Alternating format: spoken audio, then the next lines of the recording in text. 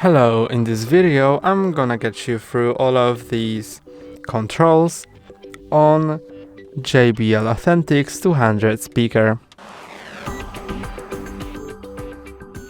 You can see here that I have my JBL Authentics 200 speaker, and I'm gonna get you through all of these buttons.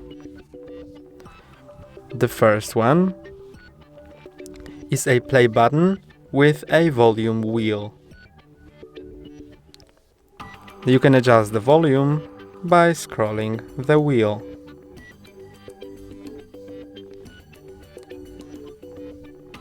To play a track, click on this button once, or to pause, also click once. You can click twice to skip a track, or click 3 times to go back. The next button you can see is a Bluetooth button. You can click on it to connect to a Bluetooth device.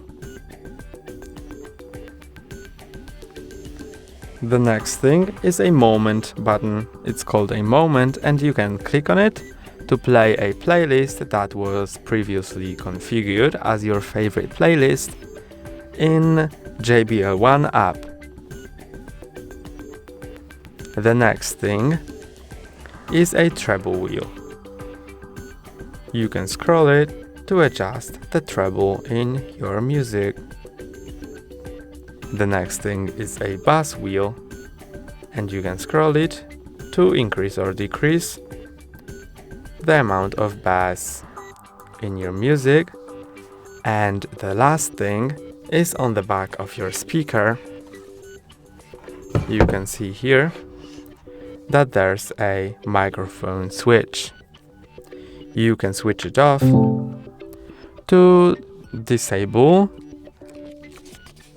voice assistant, or switch it on to enable voice assistant mode. That's all for today. Don't forget to like and subscribe. See you next time.